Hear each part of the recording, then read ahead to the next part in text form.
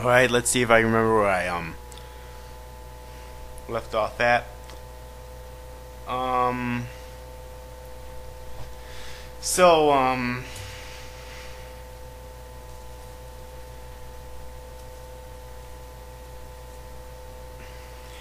Harry Osborn's friend's dad will be working on an orange serum this time around, so that he can try to finish their work. But of course we all know that's a fool's errand. So then, of course, it all goes wrong for him when he jumps out. But when he jumps out, it turns out that he can actually control the Goblin Spirit. So he's doing this of his own free will, because he still believes that Spider-Man killed Harry and Norman, so he wants revenge on them. So I guess he can control this. So it succeeded for him. Then he sets out to kill him. So now there's 3 villains out on the loose trying to kill him. And now to another part. After the Scorpion gets caught and taken into jail, it's said that the Kingpin sent him, but J. Jonah Jameson called him, so Jameson gets sent to jail for a few months. Alright? Anyways, and nearly at the end of the movie, well, first off I want to talk about Peter Parker and MJ's love life, because that's not resolved just yet. You know, just because they hugged at the end of Spider-Man 3 does not mean that they're going to go off and get married, alright? They still have a lot to deal with, such as why Peter punched her in Spider-Man 3. Of course we know that, but she doesn't know why. We know this, that the symbiote influenced him, but we don't, or we know that, but she doesn't, alright?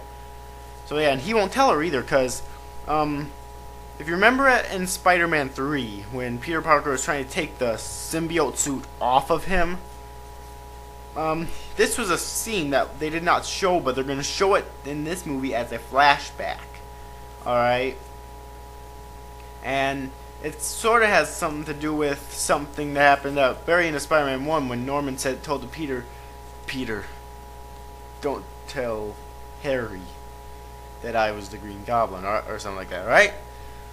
It's sort of like they repeat things, but they do it in different ways. Alright? So, so it'll show it as a flashback, something happening in Peter's mind, where the symbiote's talking to him and say, Peter, whatever happens, don't tell MJ that I'm the one who provoked you to punch her. And for some stupid ass reason, he actually listened to the damn symbiote. Alright? Man, just when you think Peter couldn't get any stupider, this happens. So then she's just completely pissed off. She's fed up. She's lost it. She hates Peter Parker big time. She has no one else to lean on. You know, Harry's dead. So then she packs up stuff and moves to LA, where she tries for acting, and she does good. But so now she's not in the rest in the rest of this movie. But that leaves a huge cliffhanger right there for Spider-Man 5, baby. Anyways, yeah, cliffhanger for Spider-Man 5.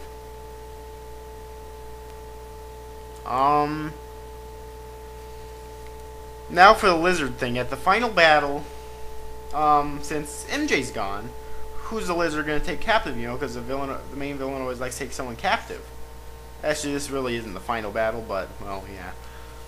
So then it takes Aunt May captive, which has happened before, by the way, obviously, you know. But, and they go to the construction site where the final battle for Spider-Man 3 happened. So, of course, Spider-Man's going to go the right way. Everyone knows about the Lizard, you know. It's on the news and everything, and Spider-Man's actually fought him once other time, but I'm not going to really get into that.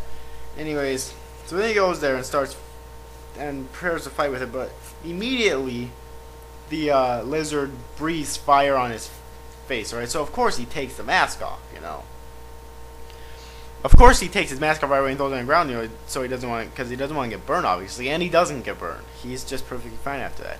So then immediately they fight. There's no bullshit where they talk and Peter says, Dr. Connors, get a hold of yourself. No, they just fight immediately. All right, and after a little while fighting, Peter's finally realized that he can't get any hits in on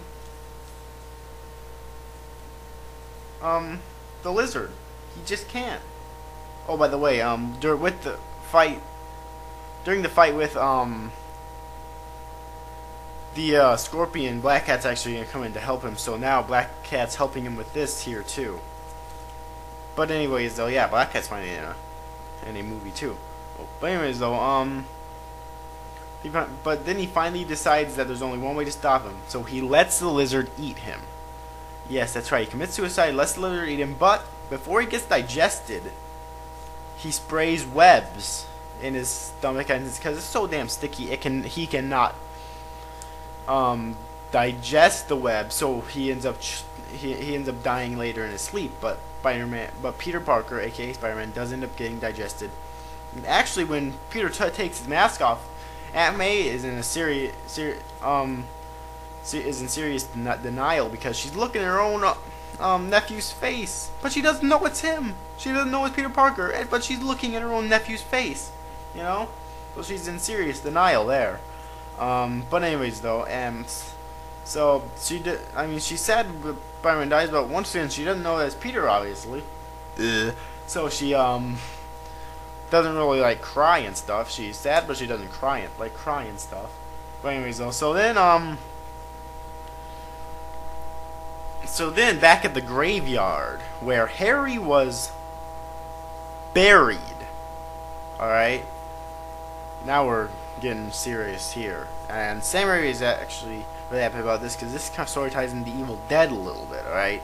So, a hand rises from the grave. Since, if you remember in Spider-Man 3, or no, if you remember in Spider-Man 1 when the spider that bit Peter went under the table, well, there going to be another flashback scene that they didn't show in Spider-Man 1, alright?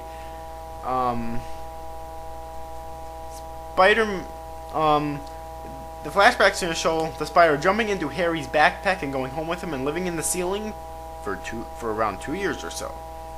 Then it's going to come out. Then it'll show a different flashback, but at Spider-Man 3, near the end of it, where it comes out when just before Peter got there to ask for Harry's help, and it bit him. But of course, when Peter gets there, he doesn't show very much pain, you know, because it's like with medicines, it has different results on different people. But yeah, it doesn't have the effect on him that it did on Peter right away. But it does when he senses with his spider sense that Peter is dead. So he raises one hand from the ground and latches a web onto a tree. Then the other hand rises and he latches that web onto another tree and pulls himself out of the ground, and there you have the new Spider-Man. Alright, then he decides he has to avenge his best friend's death, which he does. He goes, by the way, with the lizard, Dr. Connors is alright. He ends up calling himself to the hospital later, it shows, but the symbiote goes underground, which is another huge cliffhanger there for Spider-Man 5, alright? Anyways, though, and I'm almost out of time here. Hopefully I can finish it up here. Probably not, though. So Harry goes to Black Cat, and they both go at the final fight is those two and the cops, obviously, you know, because they can't stay out of their own, something that clearly can't handle, and fight the Hobgoblin, which is the orange version of the Green Goblin. All right, that's the final fight. Kingpin does not get caught in this. He stays in shadows the whole damn time, so that's another huge cliffhanger right there. That's it for this rant, everyone. Please rate, comment, subscribe, do all that good shit.